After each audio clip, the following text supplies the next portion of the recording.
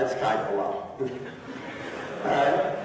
And so, colliding black holes are not the only source of gravitational waves that LIGO will see.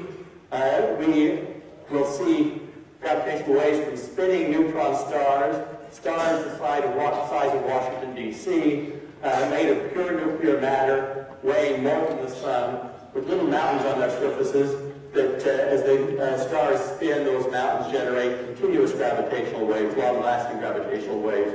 We'll see gravitational waves from black holes carrying neutron stars apart, gravitational waves from neutron stars colliding. We are searching for gravitational waves from the central core engines of supernova explosions. And amazingly, we're searching for gravitational waves and have some hope of finding them from cosmic strings, giant strings that reach across the universe, that are thought to have been created by the inflationary expansion of the fundamental strings that are the building blocks of all matter, that expansion, inflation at the beginning of the universe. Now, LIGO has opened a new window onto the universe, a gravitational wave window, but all of our previous windows through which astronomers have looked are electromagnetic. The astronomers look, for example, with optical telescopes through the optical window, radio telescopes through the radio window, X-ray telescopes on board satellites through the X-ray window. And each time a new window has been opened up, there have been big surprises.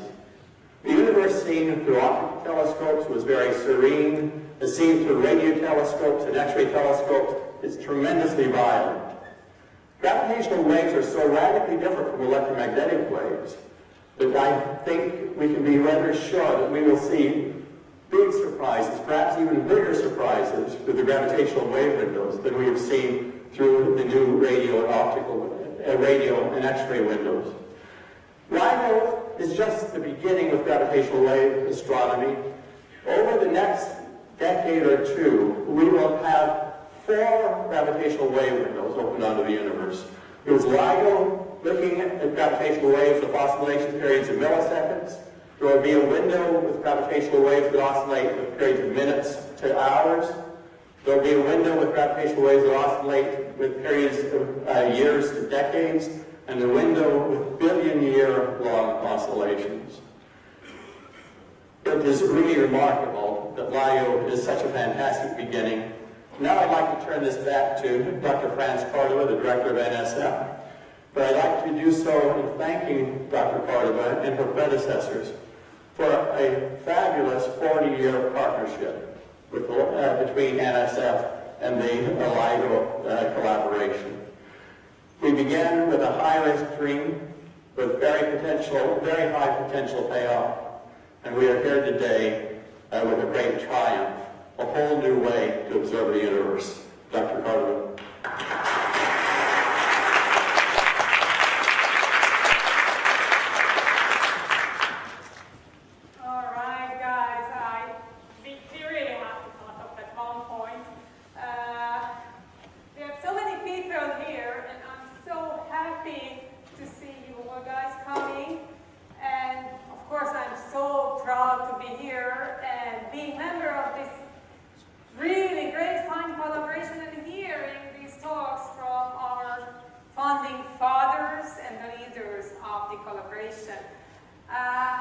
So there were rumors lately, right? You guys came because of the rumors, but there were lots of...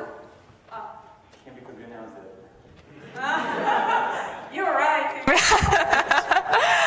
So, but I see a lot of colleagues and scientists here, and a lot of you guys are great communicators. So I know Neil deGrasse Tyson is here, and there you are.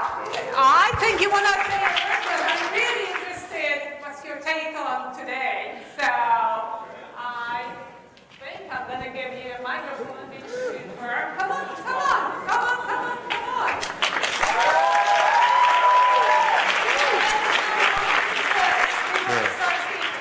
We appreciate of you keeping quiet until today. Yeah, and I'm responsible with regards to the press, I think. I didn't know until like a half hour ago that I would be asked to give spontaneous remarks. So let me see what my spontaneous remarks are. I I think I'm delighted, as is surely everyone in this room. I remember when LIGO was being discussed and debated in Congress, and it was not clear whether it would get funded, and it took people with great foresight to say, this is something we should begin, even though the technology isn't ready for it, because the science certainly was.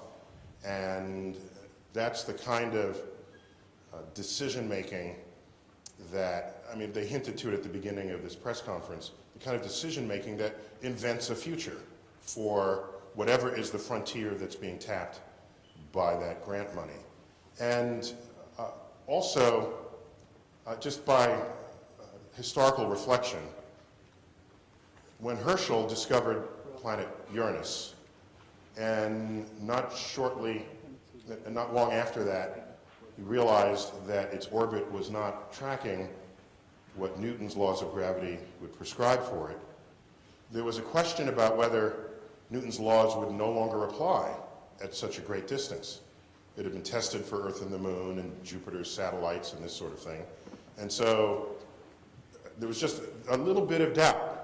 And then someone said, well, let's assume it works, and perhaps there's another perturbing planet out there. And sure enough, the mathematics was invoked, prediction was made, and practically the same night the assignment was given to an observer at a telescope, planet Neptune was discovered. Now, I mention this, we all know this, most of us know that story, but I want to contrast that to the fact that Mercury was also misbehaving. Its perihelion point was precessing at a rate that could not otherwise be explained by Newton's laws of gravity. And so, well, we'd been down that road before, a planet misbehaving. We're not going to give up on Newton's laws, clearly, because they're badass, really. So we astronomers just invoked a missing planet orbiting very close to the sun. You may never heard of this planet. It's called planet Vulcan. Very close to the sun, so that you couldn't really see it. Okay, in the glare of the sun. People looked during total solar eclipses, still didn't find it, so maybe it's behind the sun or in front. So we gave ourselves excuses for why we couldn't find it, but we invoked a planetary mass whose gravity would influence Mercury in just the way we needed to precess the perihelion point. 1916 would come along, and Einstein's general theory of relativity actually showed the limits of Newton's theories of gravity. And so here we have, and explain the perihelion shift of Mercury for free. Einstein didn't start his day saying that was his goal. And so we dropped Vulcan at the snap of a finger. And so the point is just to share with you some of the challenges we face on the frontier.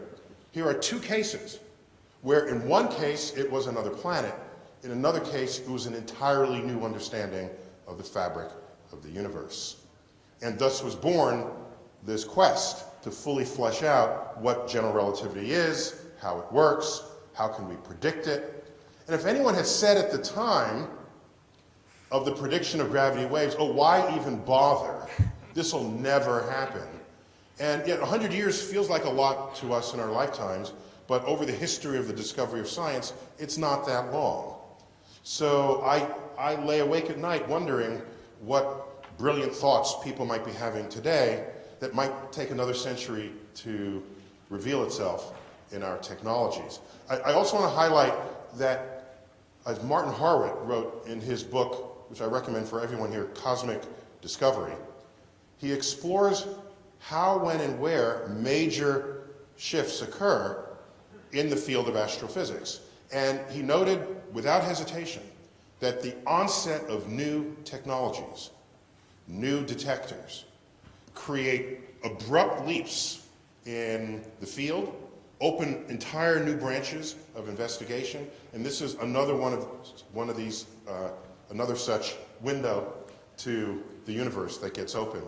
So, of course, like I said, I'm delighted, as is everyone here. I was actually visiting the LIGO Center in Livingston, Louisiana, just a month ago, And by the way, they were all quite hush about this. Of course. Okay, they were all quiet. They were very smiley though, I noticed. We haven't been smiling at Columbia, right? Happy? They were all completely smiley, and I was just stunned at the precision of these instruments. And then I was wondering, if they didn't detect gravity waves, would it be the world's best seismometer? You know, you put it to use as that or something. And one just final thought here. General relativity, at the time and for most of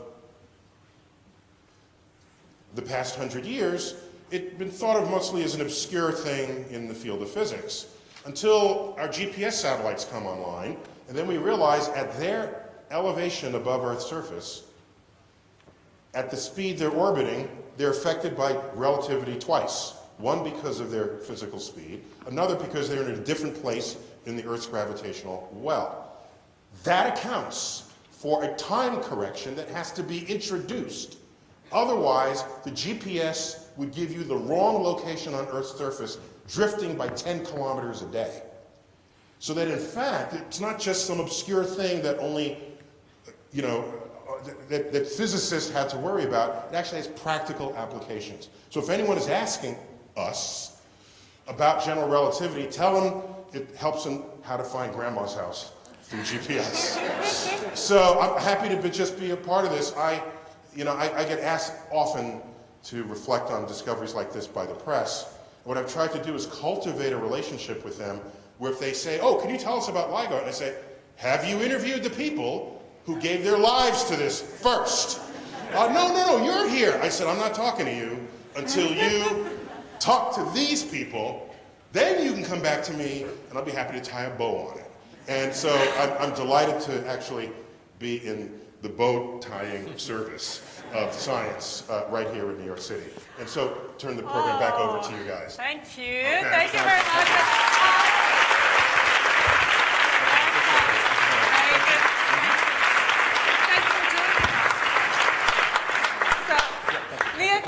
Thanks that you joined us, and I'm really excited that you did not say this is the end. We detected it and that's it, right? It's the opening.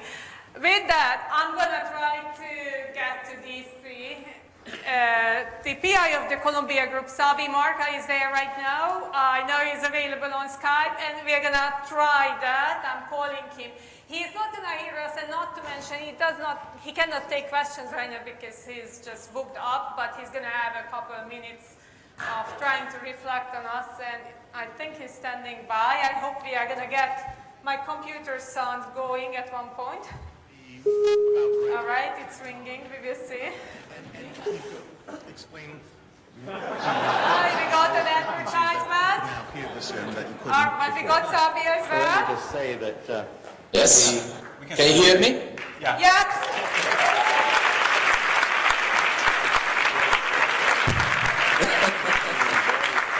It is my pleasure. It is my great pleasure to welcome you, to share our joy. This is a great day for us, and thank you very much for coming. And indeed, we discovered gravitational waves, and it was 100 years late. It was decades of hard work for us. So really celebrate our colleagues, and thank you very much for being interested. So let me first thank to the National Science Foundation, Columbia University, the LIGO team, and most importantly, the Columbia Experimental Gravity Group, the many students who really enthusiastically put their great effort into this great goal. So, what is my interpretation? My interpretation is that the skies will never be the same. This is beyond my wildest dreams. I can tell you that during the last 2 decades, building LIGO, dealing with people who did not believe we can make it happen, I imagine the day when we will discover and the last half year, last few months have been a torture for me because we knew we discovered gravitational waves, but we had to be sure before we share our discovery with you. Today, you know that we not only proved that LIGO can see gravitational waves, that we can study the cosmos, but we also discovered the first binary black hole system. This is a fairly large system with fairly heavy black holes using LIGO average, and this is very significant because whenever we have these black hole systems, it is not only a LIGO discovery, it is not only an astronomical discovery, but it will really let us study fundamental physics. It will let us to listen to the music of the cosmos. Imagine that you can touch, you can smell, you can taste, you can see, and one day you can hear. That day is a glorious day because you can appreciate Beethoven, you can appreciate even the smallest noise around you. Your life changed. Your life would never be the same again. This is what happened to us. This is what happened to us as humanity. From today, we can hear the cosmos. We can see the unseen before, and we can see the details of what we didn't know before.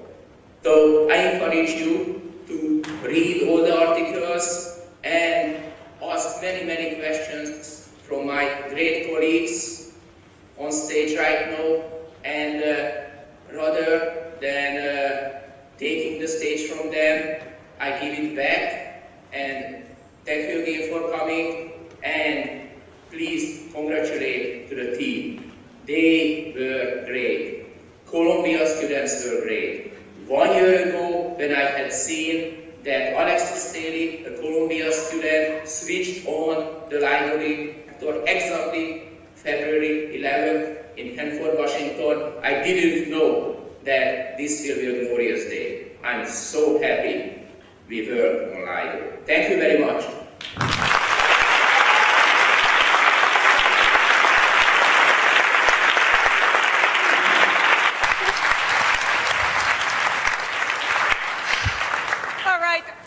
We will be ready for questions, but for 1 second, we do have some students who work with us and scientists who work with us in the auditorium.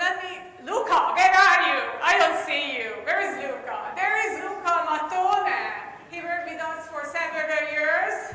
He studied LIGO at the same time like Sabi, and then he worked with us here. We also had a number of very good students. Most of them are celebrating at LIGO because many of them stayed with LIGO and working on that. Backstage we have Stefan. Come on, Stefan, you have missed so much in the past couple of months. I'm trying to do your homework. The exam of your life, and I was telling you, hey, I need that timing data, please. So thank you, Stefan, for your help. And of course, I have my great colleague Imre here. So, do I miss anybody? All the GECO students who work with us and here in the audience for many years, thank you. Okay? And of course, I'm so thankful for all the LIGO collaborators we work with in the many years we have been in this venture together. So, with that question, really, I know you guys have a lot of questions, and maybe you want to run out and read that paper. That paper is not in Nature. It's in PRL, and only thing what you need to do, and some of you may be doing that, LIGO.org, you will find everything. Just go to LIGO.org. But maybe some of you wants to stay and ask questions, and please do. So there are 2 microphones there, and really, Imre and myself, any questions? We have backup slides if you want to see what's in the paper and so on.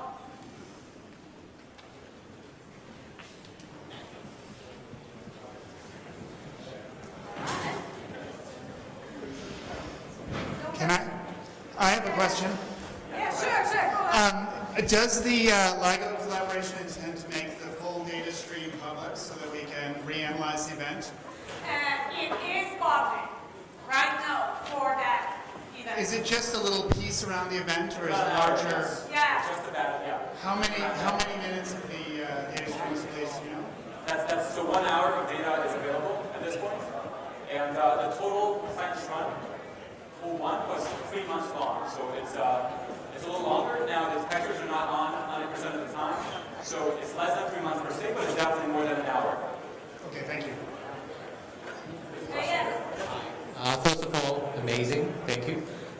Second, did you have any follow-up from any of the other detectors in your collaboration from the 70 plus 2? Yeah, very good. So the follow-up on the electromagnetic side is still a work in progress. So there have been follow-ups, but we have not published the results. They're still being analyzed. You can expect something very soon, I would say within days. In terms of the neutrino follow-ups, that was done on a timely manner, so that's already published. We have seen neutrinos that were temporally coincident, came at the same time, but they were from different directions, so they're most likely not from the same source. So, let me stop for a moment. I know we have a number of students who came from physics classes here, and that's why you stand up and leaving. You may have another class. Please go ahead if you want to leave, so we could hear the questions better. Thank you.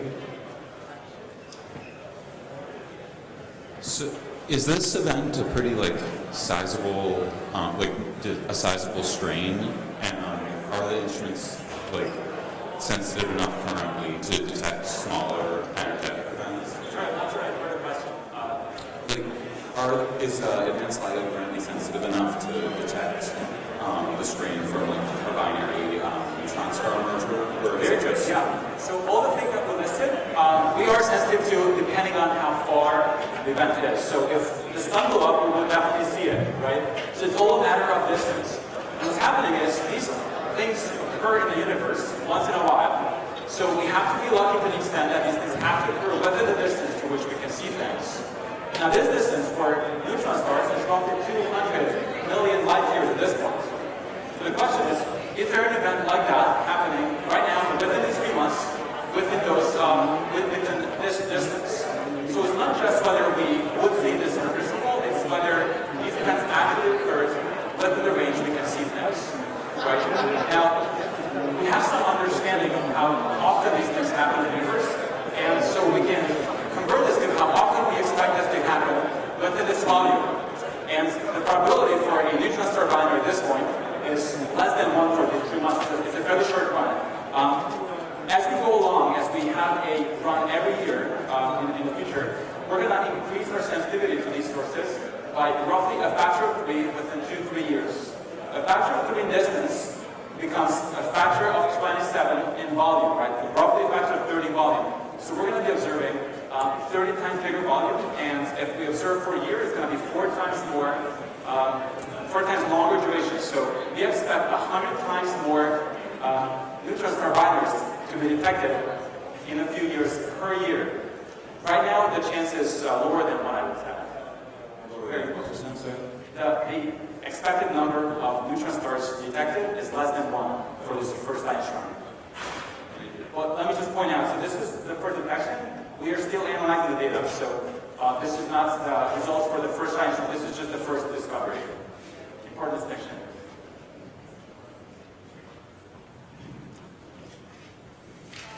Do you know anything about the spins of the black holes, or was there any kick? Spin, very important. So black holes have a spin property as well that we can measure. And so we're talking about 3 black holes here, right? We have 2 black holes to start with, and then we end up with a 3rd black hole. Now we know that independently, for the most part, what is happening with the first black hole, the 3rd black hole after the formation will have a very large spin. And that's what we expect because there's lots of orbiting going around that goes into the center. So just from having these 2 black holes merged together, we expect a spin of roughly 0.7, which is 70% of the maximum possible spin for the black hole.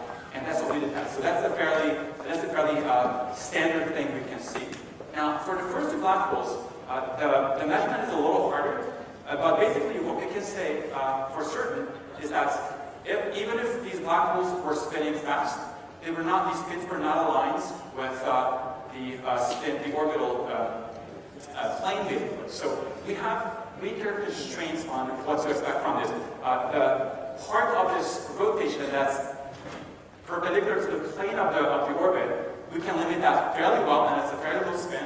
How much they spin perpendicular to this, that's a harder question experimentally, and there's worse constraints on that at this point. But for the most part, we see that these black holes are likely not spinning very, very quickly before the merger. After the merger, it's a fairly quick spin.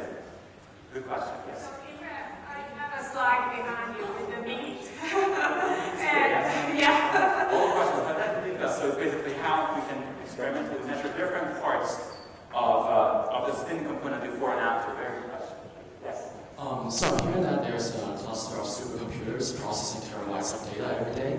I wonder what exactly is that amount of data, because that's mind-boggling. Yeah, so basically for both detectors, we are recording data. We are recording sound, if you will, with 16,000 hertz. So it's a fairly high data rate. Now that's one of the problems. The other problem is that we're not just looking for the actual length of the detector, right? We're not just measuring this distance. That by itself is, of course, the most important, but we have to account for anything else. That the things many people here were discussing, what kind of noises we are facing, what kind of background we have. Everything is shaking. There could be, trucks driving by. There could be people running at sites. We have to account for all these possible errors. And the way we do this, we measure many, many other things. We have many, many other sensors around the detector, so we can account for anything else that's happening. We're talking about thousands and thousands of channels, so-called, that measure different aspects of what may be happening around the detector. And they're all recording at a very high rate. So you're talking about, again, thousands of times recording roughly 16,000 hertz. It's a very high data rate. We're talking about terabytes a day. It requires supercomputers to compute. But let me point out, so for the computation, there's another aspect. So that's not just the data. When you actually want to find whether the two detectors that we have had a coincident detection, the way we understand what to expect, or the way we understand our backgrounds, is that we time shift the two detectors' data compared to each other to an extent that there cannot be gravitational waves coincident in time in the time shifted data. So we have to analyze the very same data many, many times over and over again. And that's, I would say, the biggest computational cost in what we're doing. How often do you expect to see black hole mergers like this? Very good question. So again, the interesting thing was what I mentioned at the beginning, what kind of sources we're expecting. Black hole mergers were, I would say, the most uncertain, basically because we have not seen such a system before. So we only have indirect ideas about what to expect in the first place. So this is really the first experimental evidence for something like this to ever happen. From this one event, we can actually compute what our expectation is in terms of the rate. And this has happened. One of the companion papers that we published is exactly on this, how often we expect black holes. So from this one measurement, we can compute such a number. Let me point out that I think somebody mentioned it. It's also here. The signal to noise ratio of this event is extremely high. It's 24. It's 24. Right? We can find everything with a kind of significance above an SNR of 12, so roughly half of this. So this is an extremely significant event, which is wonderful. It made our lives much easier. But the point is, it was so close, so we really expect this to happen fairly often. If you want to convert this to an actual rate, which please put back the numbers. I don't want to go to the companion paper. I want this thing. I think that number is here too. Yeah, it's the inferred rate. Just put back this picture. The inferred rate that's there, that's our actual conclusion from this one measurement. That's what we can actually say. Can you put back that picture? Okay. That's the inferred rate 2 to 400 per cubic gigaparsec per year. Now, the gigaparsec is again roughly 3 billion light years. So it's a very big volume. Within that, we expect roughly this. Now, to put this in another context, I mentioned that, or maybe it's true that you mentioned that we are 3 times more sensitive than initial LIGO, and also for advanced LIGO, we're going to advance with an additional factor of 3. So once we reach our final sensitivity, it's going to be an actual factor of 3, roughly. Can I say a word about that? That's true, but guys, this lab was on in the low frequency region. We are much more than a factor of that, okay, in the low frequency region. So I think this is huge. We have an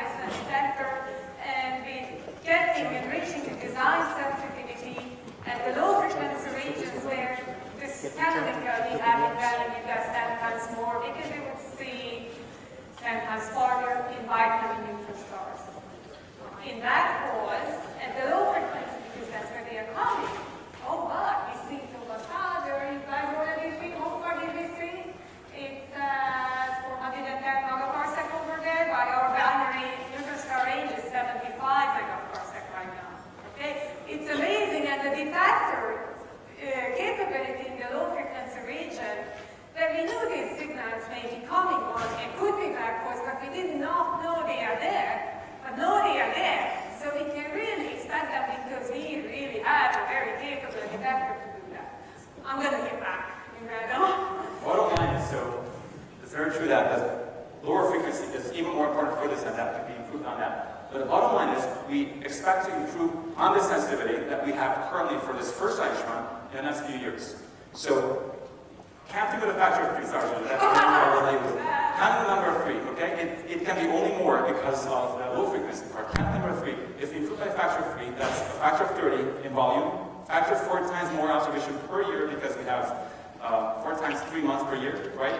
You expect order of 100 more detections than in this first science run. So again, we may have gotten lucky with the rate specifically, but whatever we have, we expect 100 times more in 3 years. So you can't get wrong with that. There's going to be plenty of things to look at. There's going to be fireworks. Very good question. Yes? Hi. So, amazing, obviously. I have a couple questions. So, first of all, are there other events you're looking into in the first science run? Very good question. So, what I wanted to point out, again, so this is the discovery of the first, by the black hole's first gravitational waves. This is not the results, what we are publishing today, and what we presented is not the results from the first observation run, which was, again, 3 months long, and it's finished exactly a month ago, on January 12th. So we're still analyzing the data, so there could be anything. I cannot say anything definite at this point. Again, we're not done with finalizing the data. But so again, my point is, in principle, it's a possibility because this is not the publication, this is not the results for the whole science run. So my answer is a maybe. That's not. I'm not counting on it. Yes. Yes. Yeah, very good question. Can I answer that Please. question?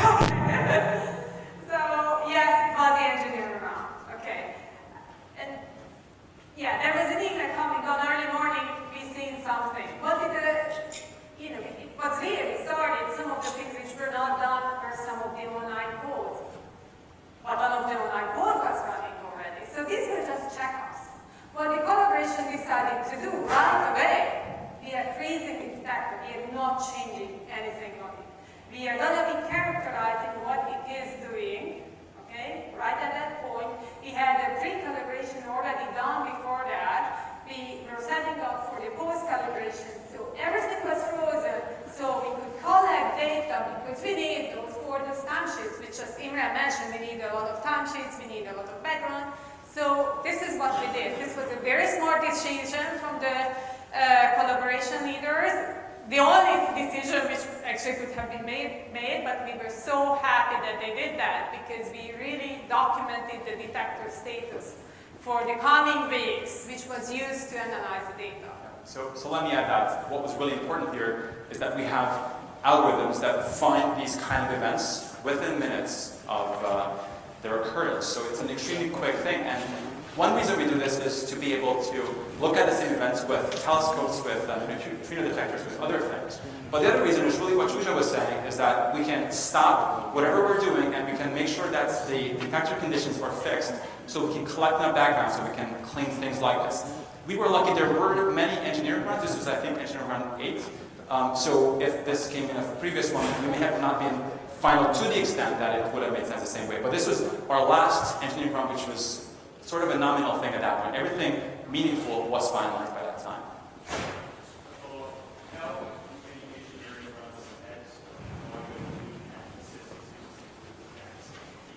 So this was the 8th engineering run after the 2 detectors became operational. These are always short runs, and each time we are increasing the sensitivity.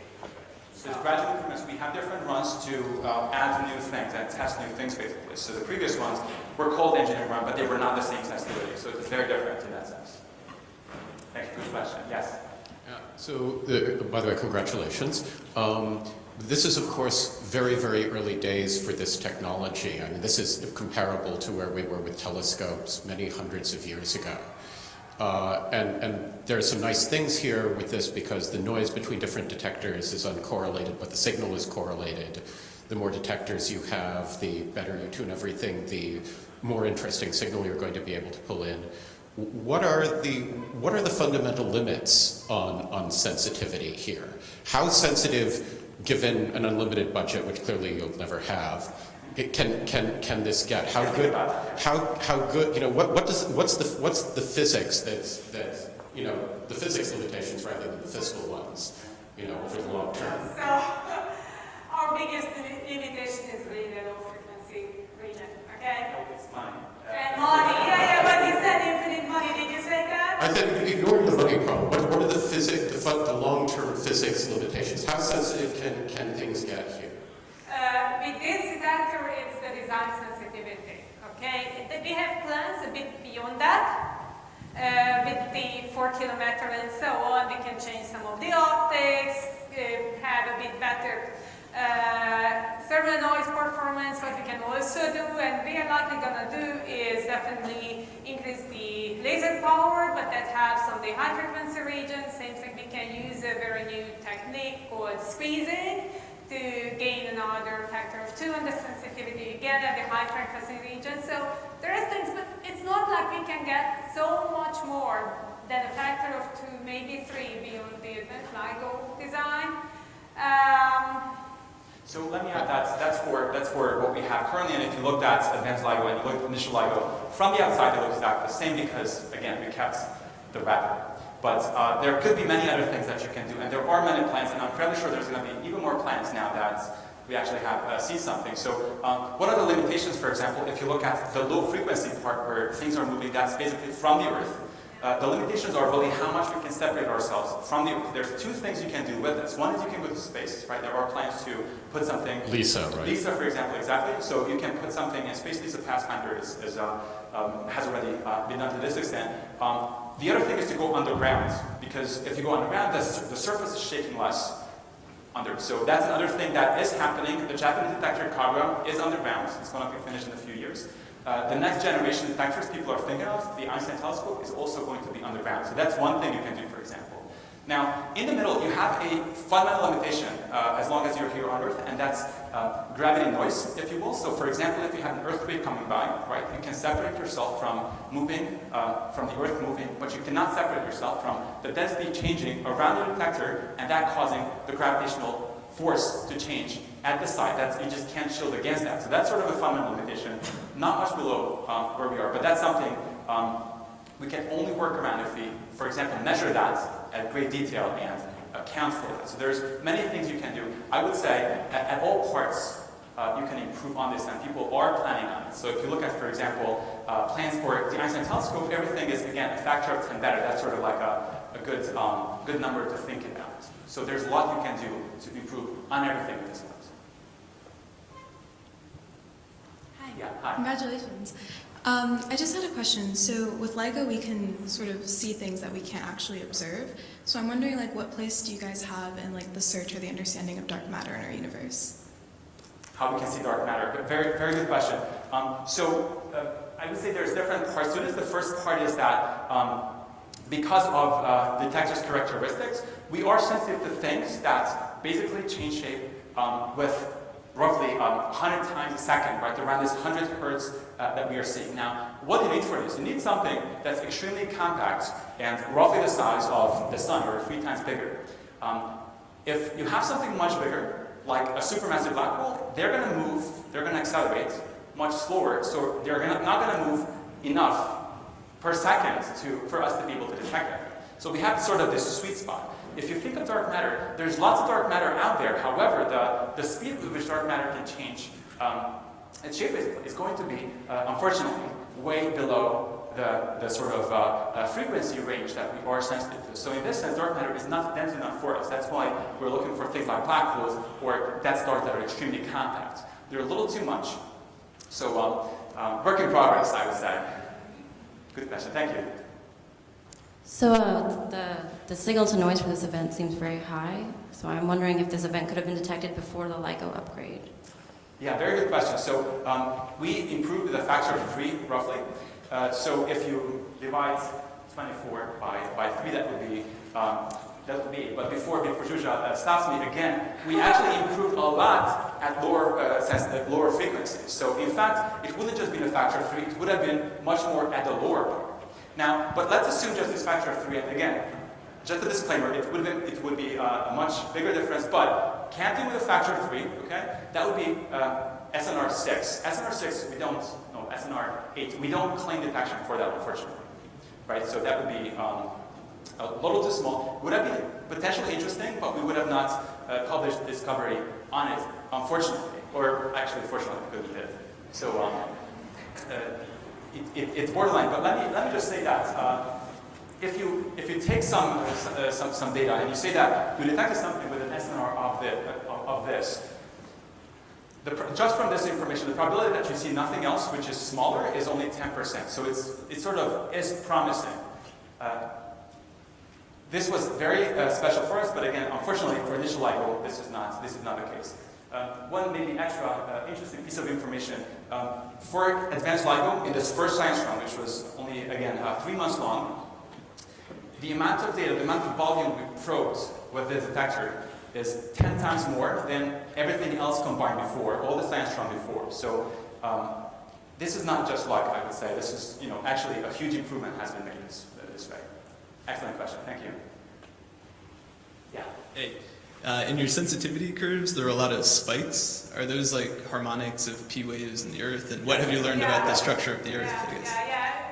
We know nearly every spike on what they are. Of course, we see the 60 Hertz harmonics. There are some spikes which are a little bit wider. They are related to the motion of the pendulum, one of the resonant frequencies. And then sometimes there's something which we don't know, but then we go there and we investigate. We run around, we make changes in the detector. These are doing the engineering runs. We see a spike showing up at a given frequency. We start making changes and see what makes them to disappear. Sometimes it's not necessarily a spike, but sometimes if it's very windy, for example, we do see that even on the sensitivity curve, a little bit being pushed up, especially in the low frequency, because the wind couples to the building or to the trees, and then we feel it. Yeah. So let me just add that if you look at the overall area, to some extent, who cares, right? There's those little lines there. There's one issue though, which was sort of interesting for advanced LIGO. If you look at the crab pulsar, it's very close to 60 Hertz, which is a huge problem in the US at least, right? So European partners did not have this, but in the US, having something which emits things at 60 Hertz is not good because everything is synchronized. All the washing machines are at 60 Hertz, right? So that was actually a huge problem for us, and because of this, for advanced LIGO, we adopted DC power supply for this one specific source so that we get rid of that one line and the harmonics, while keeping the rest which don't have sort of astrophysical counterparts there. So the lines can be problematic if you really have something right there, but for the most part, we don't really care. But I guess if the geophysicists, though, have they actually, you're talking about removing them to see more signal, but presumably that they contain a lot of information about the structure of the Earth, no? You mean if you move the spikes are not moving, they are at the same position. That's what I mean. Yeah, they are always at the same position. So unless you have a specific signal that's at the very same frequency, it's not going to be important. If it's exactly at that frequency, you are in trouble. Other way around, use the spikes to learn something about the Earth is what I'm asking, not remove the spikes to learn about astrophysics. To learn something about the Earth? Yeah, presumably so it's not really the Earth itself, it's the detector. So it's not seismic resonances. Yeah, it's not. Seismic is at the low edge. It's really about a detector. But let me just say that it's the same for having a seismic instrument, right? If we can measure seismic activity with a detector, we're not doing a good job. Our goal is to not be able to do that, to separate our detectors enough so that does not appear in our data. So if it works, we would not do a good job, basically. So we're, that's not a way to think about this. But so none of those spikes is Earth-based. They are all detector internal. Earth is lower frequency. Got it. Thank you. I just wanted to ask about the masses. My understanding is that 30 solar mass black holes are a little heavier than we expect from stellar evolution models. Yes. And I guess, so there's the sort of stellar astrophysics question there, which I haven't actually posed. And then the other thing which is somehow related to that in my mind is that because the theory, GR is scale-free, there must be some degeneracy between the Doppler shift of the system relative to us and the total mass of the system. You must be able to change the Doppler shift and change the total mass. So is the cosmological world model coming in there or something? Is there some way we could systematically move the mass? So two excellent questions. The first is, again, the first part of the question was that this is a very heavy black hole against 30 times the mass of the sun, and typically we don't expect such a black hole from different sources. We have not seen these kind of black holes, this kind of scales. If you look at typically what people consider in different models of how stars evolve and form black holes, we typically expect black holes to cut off much earlier, to not produce these large black holes. Now, there's an observational bias, right? It's harder to detect these big things, but basically the sort of trend in the field, if you look at how people simulate stars or how people understand how big black holes are formed, is really, there's a lot of microphysics involved that we don't understand at this point, and if you look at the trend, basically how big the black holes can get depends on how much mass the stars lose before they collapse into a black hole, and this is where our understanding really changed even in the past few years. There's a lot of uncertainty because we cannot derive these numbers from first principles, but if you look at before detection, now what's going to happen is a whole different question, but before the detection, what people were trending towards is to introduce models where the stars just lose less mass, stellar winds are less important, and so the black holes can grow bigger. So if you take everything a year ago, it's not that surprising anymore that this can happen. But again, we are in the dark to some extent. For example, if you want to have bigger stars, you have to go back in time so you have less metallicity, which is more typical, not in our environment, but farther away. But we don't really see stars that far, unfortunately, so we have to extrapolate based on what we see. There's lots of uncertainties involved, but again, the trend was even before this that this is going to be possible, and now I think it's going to accelerate even further. The second part of the question... Can I say one word for Sure. that? There are additional papers if you go to LIGO.org. And This is some of described your in great questions detail, are yeah. actually answered. Yeah, so actually both of They're your good questions have a experts. separate paper on it, so excellent questions. Yeah. And there's many, I think there's roughly 10 different papers. Again, you got two of the good questions. The second question is, again, very good. So we have an uncertainty. If something is farther, right, it's redshifted, you will see just a slower motion. Why is that? How can we differentiate between something that's just slower as opposed to just something that's actually bigger, right, or actually closer? And in principle, that's a good question. There are different things we can put together to understand so basically to break the degeneracy in this case. If you look at the spectral evolution, right, that's where you can have such a redshift. But for example, if you use basically three pieces of information, you use this spectral evolution at the early phase when there is really this uncertainty. You look at the later part of the evolution where you really form one black hole, and you look at the brightness, basically, how strong this source was. This is enough information to basically derive the actual distance. Now, the one uncertainty, just one uncertainty that we have in the results, the distance, if you look at the actual distance, there's a large uncertainty there. Anyway, so there's 410, there's a large uncertainty there, and that uncertainty is not because of this. So this is not really the source of the uncertainty. The uncertainty is really that we cannot tell what direction the orbit happened in. So basically the inclination of the orbit is the main source of this uncertainty that you see there. We cannot resolve that uncertainty, but that's not the distance. Okay, good. So let me just slightly rephrase the question. Does that mean that this system alone provides a point in the distance redshift relation for the cosmological world model? It's an excellent paper. There are papers in there. So in principle, the answer is yes. The problem is that the uncertainties are still large enough such that you cannot, from one measurement, you cannot really have anything meaningful in this term. But in principle, if you had, and that's an excellent question, if you had many of these observations, then you could really do what you're suggesting. You could really use this as sort of an extra measurement for the evolution of the universe. So that's something that people are proposing. There are many articles, it's not in this 10 articles, but there are many articles on that. Again, you need multiple measurements of this, but it's actually an interesting direction. Good question, thank you. I'm sure this is discussed in the papers too, but I just wanted to ask about constraints you have on electromagnetic counterpart. So how rapidly were you able to constrain the localized part of the sky that this might have happened on, and how rapidly did you actually trigger follow-up observations? And Very good, so that's an excellent question, and again, that's something that we're working on here at Columbia. Do we have a slide on that? Yeah, sure, please put on the slide, yeah, that's excellent. So basically, yeah, just put on one of the slides there. There's two things. The first is, as you mentioned, 3 minutes after this event arrived at the sites, we recovered the signal, we recovered that this is an event. So I would say order of minutes, we already know that this is significant, and we roughly know the direction. We sort of refine the direction distribution later on. This is a plot from our paper, so that's the so-called... I only had your That's the so-called, that's fine. That's the so-called sky map. That's the area on the sky that we recovered. So basically, something like this, not as precise, but order of magnitude this precise, is really recovered within minutes, very quickly. Well, not quickly for a gamma ray burst, for example, but very quickly for many other follow-ups. So that's a time frame. And so when we talk to electromagnetic partners or we talk to neutrino telescopes, we really can be talking about this time frame. For the precision, well, you see roughly what the precision is. Now, two things to note here. The first thing is that right now we have 2 detectors at 2 LIGO sites. Next year, in the next science run, we're going to have at least Virgo more, and then maybe 2 more detectors within the decade. So that will bring down this huge region a lot. So it's going to be much smaller. Right now, what you're looking at is 600 square degrees.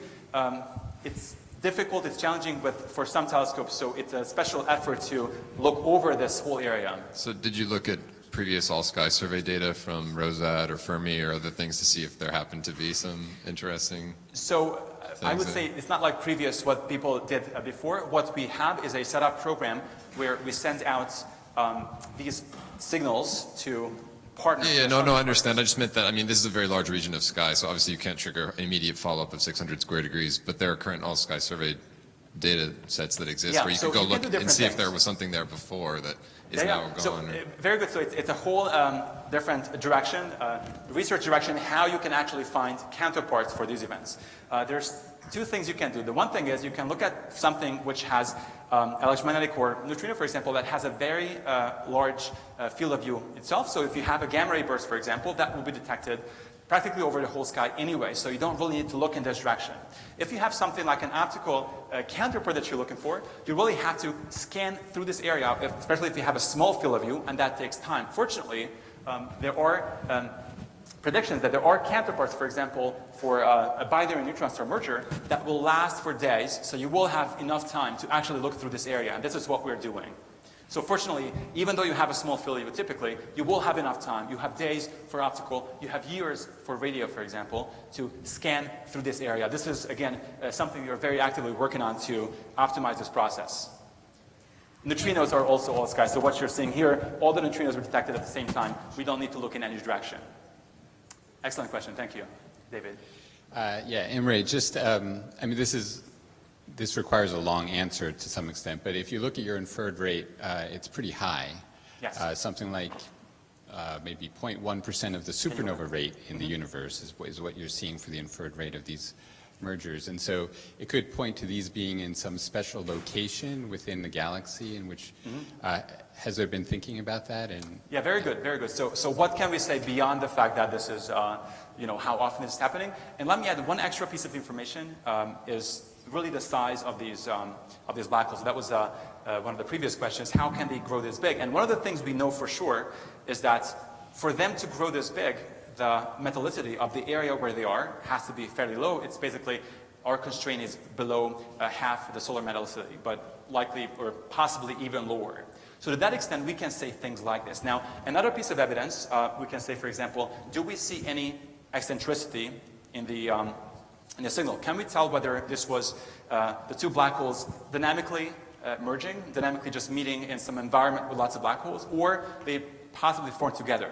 Now, we have not seen any meaningful eccentricity, so it is more likely that the black holes formed a binary long before they actually merged. So that also is limiting on where this specific thing is. So there are many things you can add to this picture on where they form. Now, the other thing to notice in terms of the formation mechanism is that the two masses are fairly similar. So that's also potentially meaningful in terms of what the process was that created this thing. So there were specific options proposed of why this specifically is the case, which may not happen in every scenario. So we do have some limitations. I don't think this is, we have a final word on this. There's many uncertainties. The good news is that the high rate also means we'll have many more detections very soon, so we can tell much more about this soon. Yes, hello. So I noticed in the fact sheet, so you have an upper bound on the graviton mass. Upper bound on, yeah. So I'm sure this is not the priority in this experiment and everything. So, but I cannot help myself, but from asking. So, yeah. Yes, 10 to the minus 22. Yeah. So if you look at it's not the priority. I have just two questions about it. So is it derived in a more or less model independent way? And do you think that with the improvements in the future, you could lower this significantly? Yeah, excellent question. So this is model independent, and if you look at how this compares to other measurements that are out there, this is better than model independent estimates we had before, but it's worse than model dependent estimates we had already from galaxy clusters. So depending on your taste, you can call this the best or not the best. But you can definitely improve on this a lot. Let me just say two things. First of all, if you have multiple detections, it's going to improve. This number is going to improve with that. If you have an electromagnetic counterpart, it can potentially improve this as well. So this number will definitely go down as we go on. And again, we don't really use any model in this sense, so it's fairly straightforward. Okay, so we can expect lower orders of magnitude, like to be lowered significantly. I wouldn't say. Whether it's orders of magnitude, it's hard to say, but it's, okay. As we have more data, we definitely will improve this quite a bit. Okay, thank you. Thank you. Great. Hey, I have a naive question about latency. In all this counterpart business, what really matters is how fast you actually discover the thing. So is somebody watching the screen all the time, and did you actually find it as it was happening, or was this the next morning? It's like, oh my God, what is this? Yeah, very good. So, what's the latency, or how fast we go from, okay, well, the detector detected something to hey, let's open a bottle of champagne.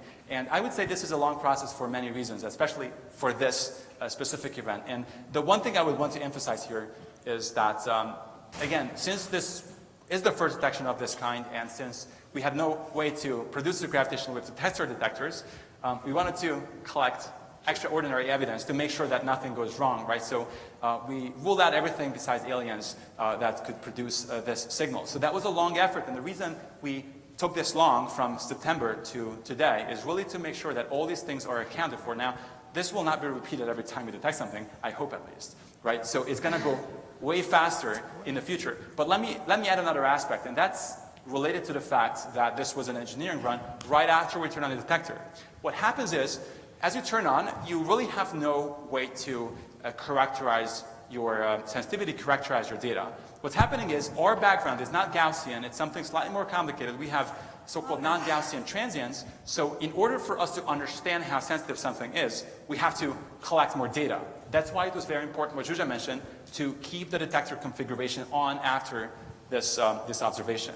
So the 3-minute detection, or sort of trigger that we found, had no way to tell what the actual significance was. That first trigger was only saying, hey, this is interesting, you should look more. If you looked at the data, it looked like, hey, I can see it with my eye. I was going to say something, but probably some more of those. You can sort of tell. But the 5 sigma that we have, you cannot tell that right away, so that takes longer. Now, if you have a longer observation run and you detect something in the middle, you will have a much better way to tell right away what is happening. But this was, again, not the case here. So this made our lives a little harder in this sense. But again, as we understand our detector better, right, this was also the first science run for advanced LIGO, so we had really no idea what to expect. It really took a lot of effort to get to the point where we understand this, but this is not going to be the case forever. We're going to do this way faster on all sides. So I expect much less latency in this case, definitely not 4 months before publication.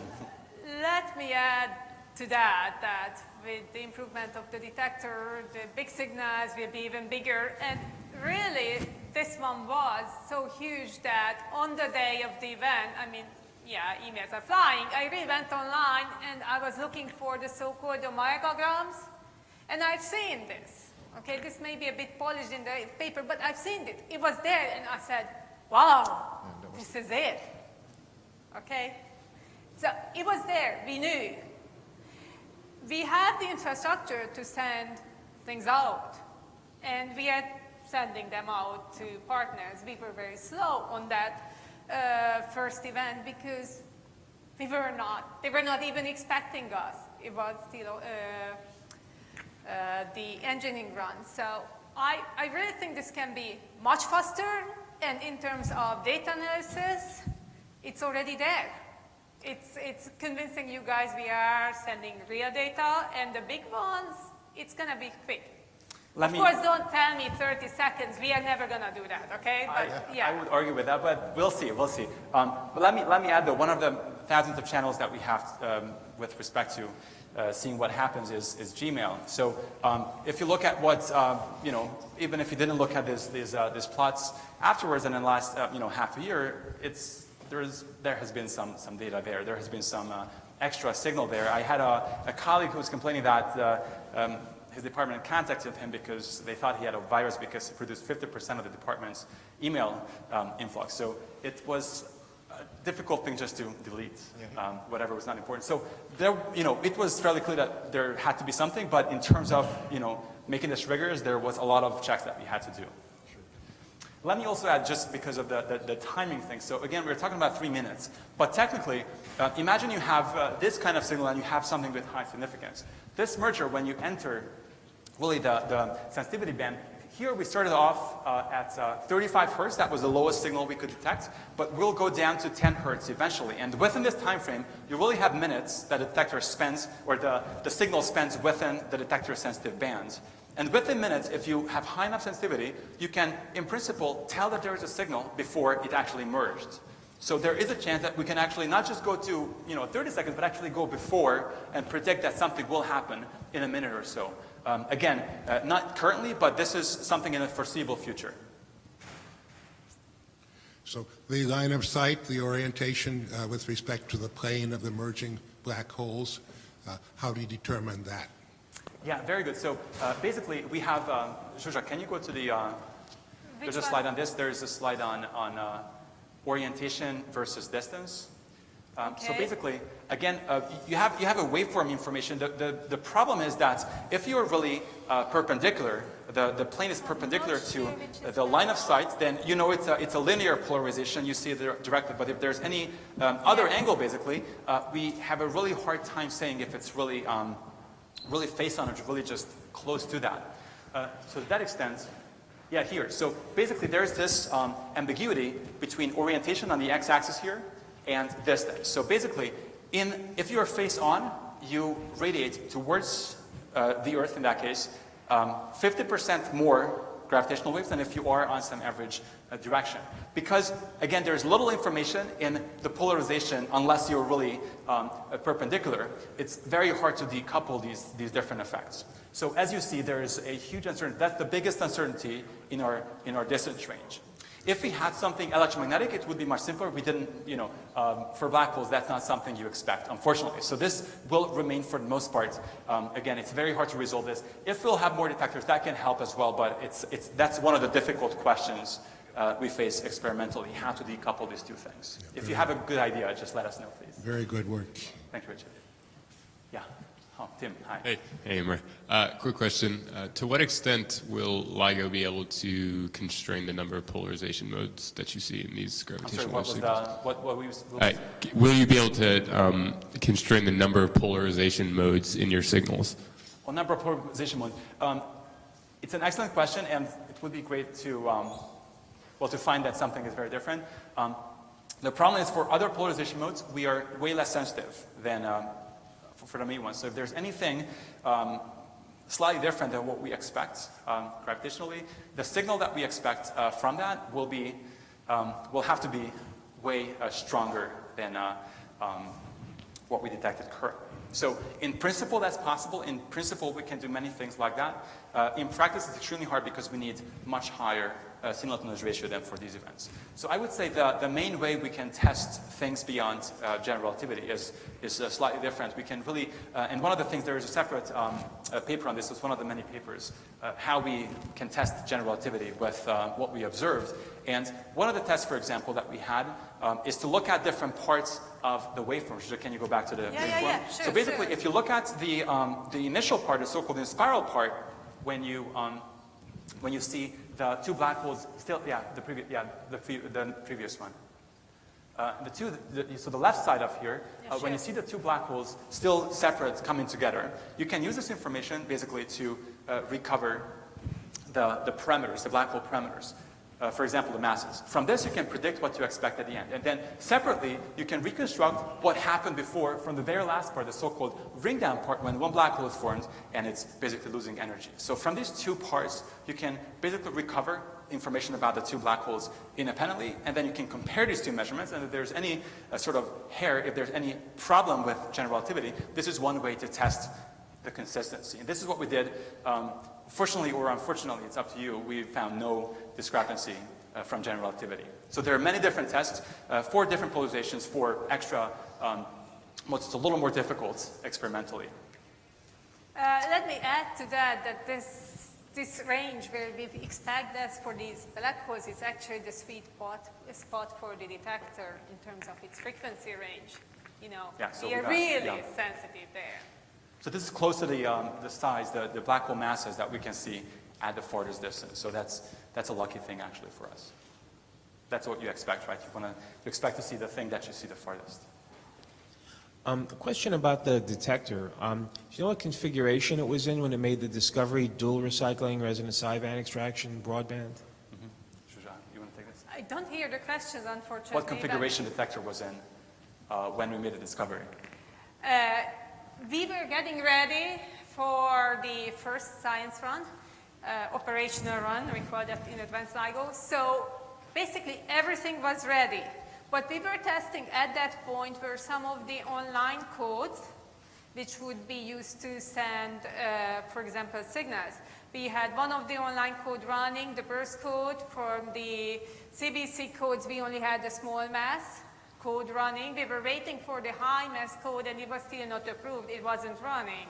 So the first code detected the signal first, and then we had like 2-3 weeks of waiting until we have the detector data at the same configuration with which we froze it, and then we had a box opening event online with LIGO, and we were hoping for that big spot which you can see on the right side, top right side on one of our figures or several of our figures in the CBC data analysis. So we really froze the detector. Let me add one more point. One thing which is very important for the data analysis to have some sort of calibration already. And we were actually doing pretty great at that point. We had a very good preliminary calibration, so we understood what we are measuring, what strain that is.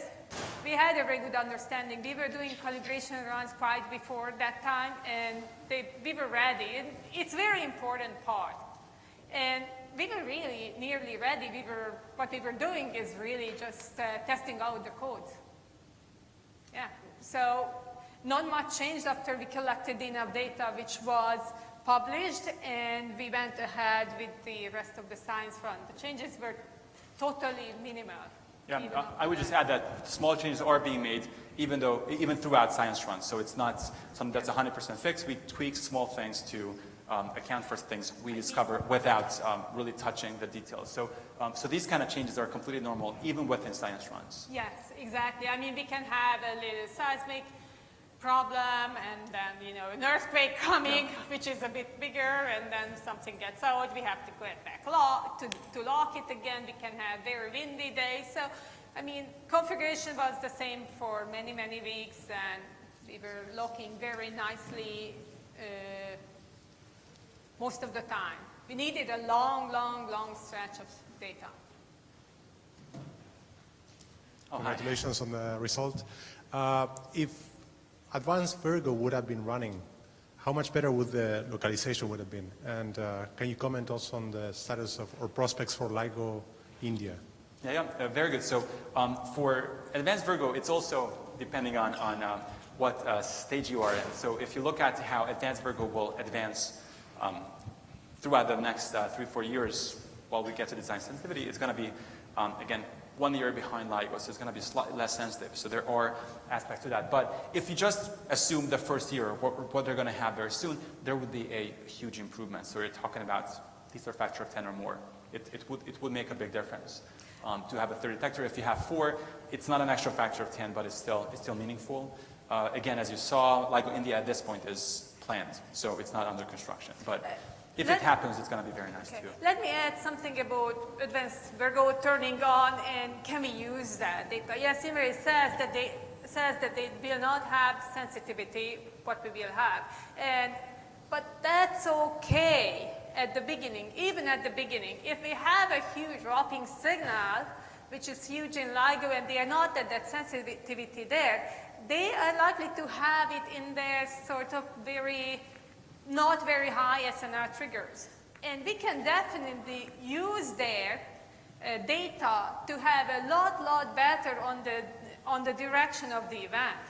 It's gonna be really, really great when Virgo starts joining us, even if they are not there where we are. The data will be important for localization.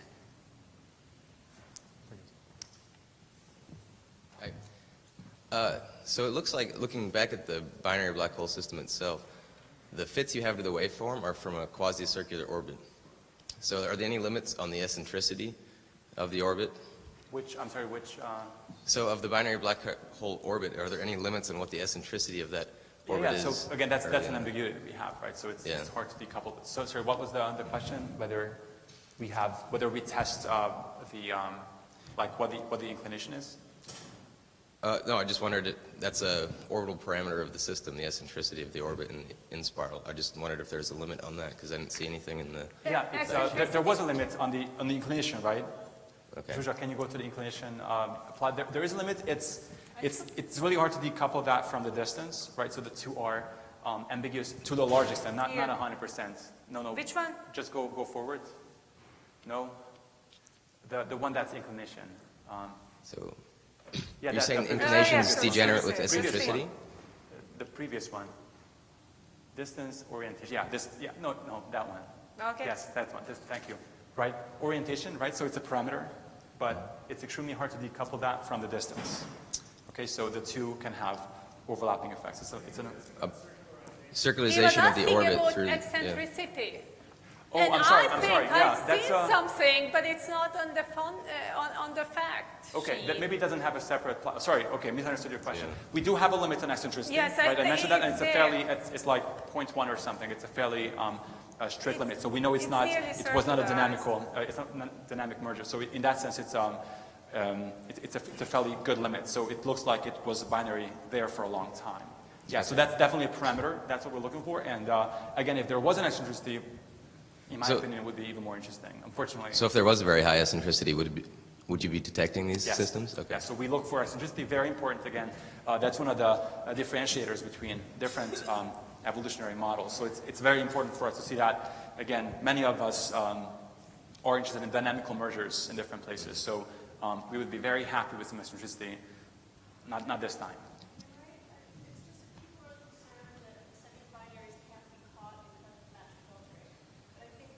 Yeah. Yeah.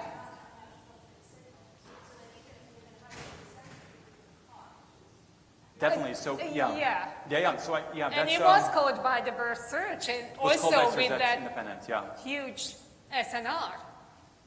Yeah. So for this specific thing, it wouldn't matter if it's not too big. Eccentricity wouldn't matter, but we detect those things as well. So in this sense, it's not an issue.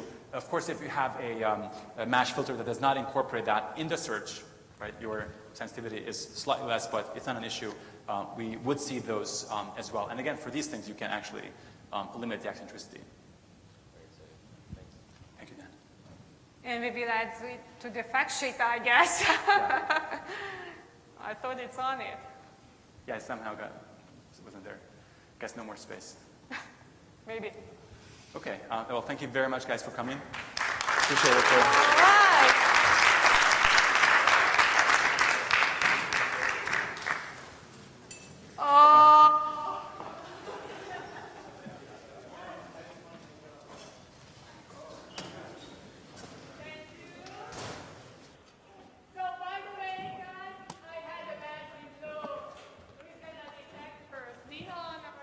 we made this bet a year and a half ago, right?